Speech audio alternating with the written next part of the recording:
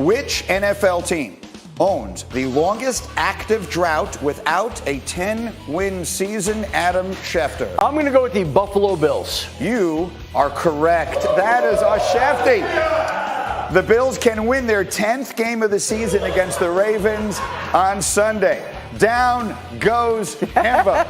Let's answer the question. I don't know the question you were trying to ask. Be better tomorrow. I'm not answering this. That's a clown question, bro. Next. Mike, why are you in such a bad mood? What do you care? What else do you want to know? Next question. Your next question. Next question. Next question. I'm not going to answer any questions from you. Answer my question! The question, jerk! It is time. I have put together a series of provocative questions, and Dominique Foxworth is going to answer them directly, and it starts with this. We have two aging legends at the quarterback position in opposite conferences this year. Which is more likely to reach the Super Bowl, Brady or Breeze? I think it's going to be tough for both of them, but I'm going to go with Breeze. Because the difference in these guys is not them in particular. The question that you're asking is really about surrounding cast. They've surrounded Breeze with talent, from Kamara to receivers, and they have Michael Thomas, that's the guy I was looking for. There you go. And they have an offensive line that can support them, and their defense is phenomenal. So I think that they have a better chance, despite the fact that the NFC is very tough. But Brady, on the other hand, their defense is really good, but their offense is so bad they can't even run the ball. They're 29th in yards per attempt. Running the ball, they don't have any game breakers on receivers. So I don't feel as confident in them, even though the AFC is weak. They're going to lose at some point in the playoffs to either the Ravens or the Chiefs, in my view. Yes, if the Saints were in the AFC, this would be a very easy question to answer. Next, because everyone's making fun of me for making a coaching change in Chicago. If that happens, who should the Bears' next coach be? I like your idea about Rivera, but I think Marvin Lewis. I think people are getting a newfound respect for him, considering the infrastructure that he was dealing with in Cincinnati. He accounts for half of that franchise's playoff appearances, and that franchise has been around since 1968. I think the second time around, he'll improve a little bit, because there's a lot about coaching that you have to learn on the job. And I think what he did, considering the fact that they won 6 games last year and they just won their first game this year, I think people have a newfound respect for Marvin Lewis, and I think he'll get another chance and he will succeed at that opportunity. There was nothing wrong with the Bengals that Adam Gase couldn't fix. Don't worry about that. All right, next. And I meant that because that's who they played against this week. I don't mean he should be their coach, although that sounds good to me too. Just get him out of New York. Which current college coach would make the best NFL head coach? Okay, I think that Lincoln Riley is a name that people throw around because I think it's obvious that he's a good offensive guy. But I think that the mistake we make is we don't necessarily look for a guy to run an organization. We think that he's going to come in and out-scheme everybody. We've learned that you can't continuously out-scheme people. So I think you go for a guy who has proven that he can build a culture in tough situations. And that's James Franklin. He went to Vanderbilt and won. That's a tough situation. Then he went in the shadow of Joe Paterno and all the issues they had in Penn State in one of the toughest conferences or divisions in a conference in all of college football. He's had a perpetually top 10 team. What he's done is very impressive. While he's not revolutionizing offense, you can guarantee that he's going to come in and instill a culture that's going to elevate the best schemes and elevate the best players. It's a very interesting choice. His name comes up for other jobs in college as well sometimes. I have no idea if he has NFL aspirations or not. I don't know if he has aspirations for NFL or not, but he does have NFL experience. He's been an assistant in the league, so it won't be completely new to him. Hey, well, it's not one I'd thought of. That's a good one. All right, last one. Who is the MVP of the NFL right now, Lamar Jackson or Russell Wilson? That's the easiest question I've ever been asked in this segment. It's Lamar Jackson, obviously. They have the most efficient offense in NFL history. Anytime that's ever happened, the quarterback of that offense won the MVP.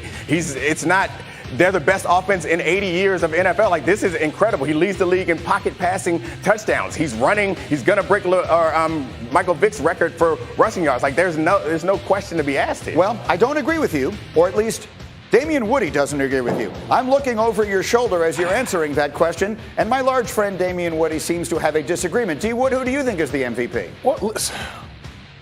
I'm not going to knock his choice, but this whole what are we asking here? I mean, you just disrespecting my man Russell Wilson. I'm going to keep going to bat for Russell Wilson for what he brings to the table. The Baltimore Ravens have a better team around Lamar Jackson. All we see from Russell Wilson every week is he put these boys on their back and win football games. But we just going to keep knocking him like he doesn't even exist. He doesn't even exist. You're scaring me. You my guy. You're my guy. The reason why you think the Ravens have so much better talent around them is because Lamar makes them better. He makes everyone's job easier. The defensive job is much easier because Lamar Jackson possesses the ball and gives them the lead. The O-line's job is easier. The running back's job is easier. The wide receivers never get double teamed because Lamar Jackson is a threat. The fact that he's not leading fourth quarter wins is not a knock. It's because they're not losing in the fourth quarter like the Seahawks always are. Can I just say this, because we're not going to settle this between you two. It's been too long. Can you carry him off? It's just been a long time since we've done that. Just pick him up and carry him away. There we go. This means I won. This is what you do when someone wins. You carry him off the field. Very well done. Champion. And a champion. That's the end of Answer the Question for today. Let's get to the NBA, shall we? Jay Williams is here, and we had a very testy night last night between the Bucks and the Pistons. Take a look at this. It's Blake Griffin and Giannis Antetokounmpo, and these guys were going at it all night long. Well, Detroit is tied for 9th in the Eastern Conference, so look, Blake Griffin, Andre Drummond are trying anything to get their team in contention to get to the playoffs. A lot of elbows being thrown out there, and it was getting kind of nasty. And the Bucks are really good, and they were leading most of the night. But then watch it here. That's Giannis. That's Blake Griffin. You see again, they're going at it here. Look at the looks. I like the looks, but can we talk about the shot that went up the side of the backboard, Brady? That's the MVP right now. What? It is. But then Giannis coming from behind. That's one of the reasons he's the MVP. They're going the other way. Up and good we go, but keep an eye on where they were at the beginning. Look at the stare down between these two. It's going to get physical. You knew it's coming. Blake Griffin lets him feel it, and then here it comes. Here's the moment. Down goes Antetokounmpo, and you can't do this. The step over. He stepped over. AI step over. Chris Middleton comes in. That's no longer Blake Griffin. His name is Blockade now. Blockade. I'm calling him Blockade for the rest of the year. Yeah, well, I mean, that's the way this thing would go. You got Giannis, again, going strong to the basket. This thing was physical all night long. They would go at it. There were technicals that were eventually given out. In the end, everything would be all right. Nothing terrible would happen. Giannis is giving away shoes. He had 35 points and 9 boards. They win it easily, but not always pretty. At first, I was trying to talk back, try to let them know I'm this is more than basketball. We can stop playing basketball, we can fight, But at the end of the day, my teammates want me in the game. My teammates want me to, keep my head in the game, and I was like, whatever, at this point, whatever. Why are you laughing? You were laughing as he was talking. Because I love Giannis, but Giannis isn't a fighter. That's not who Giannis is. Giannis plays. His play dictates how he feels. He had 35 and 9. He did his job. Blake tried to get a little bit physical, but look, the Greek Freak is special. He was the MVP last year. Is there anything he's doing better this year? He's shooting the ball. I mean, his shooting number from the three-point line is comparable to how LeBron shot the ball when he was 25 years old. And Grinny, he's not even thinking twice about it. We talk about Blake.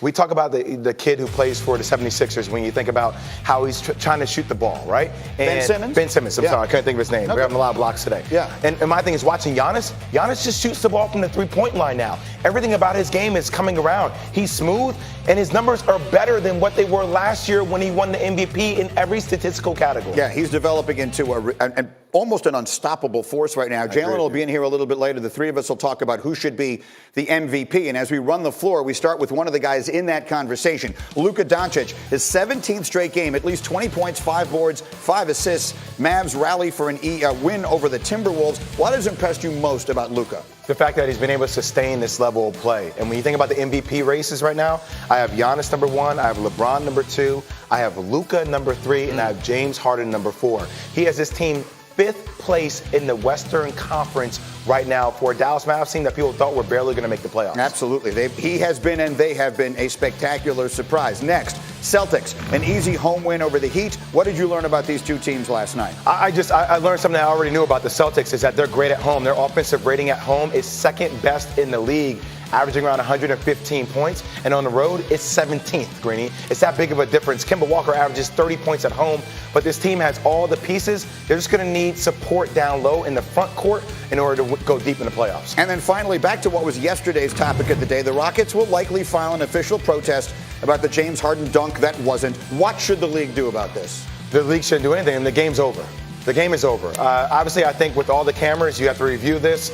They missed the 30-second window. I think that's a little bit crazy. The teams should still be allowed to put out the challenge flag for a situation like that, even if it passes the 30-second window, if they're arguing with the refs. But you can't go back and change this game. And what happens if this happens in the playoffs or NBA Finals? You can't do that. You can't go back and change the outcome of the game, but they can make a rule where you could go back and change the score the next time out. That would have been easy to do. We've got another star-studded doubleheader coming your way on ESPN tomorrow night. You got Jokic and Murray taking on Kemba and the Celtics. And then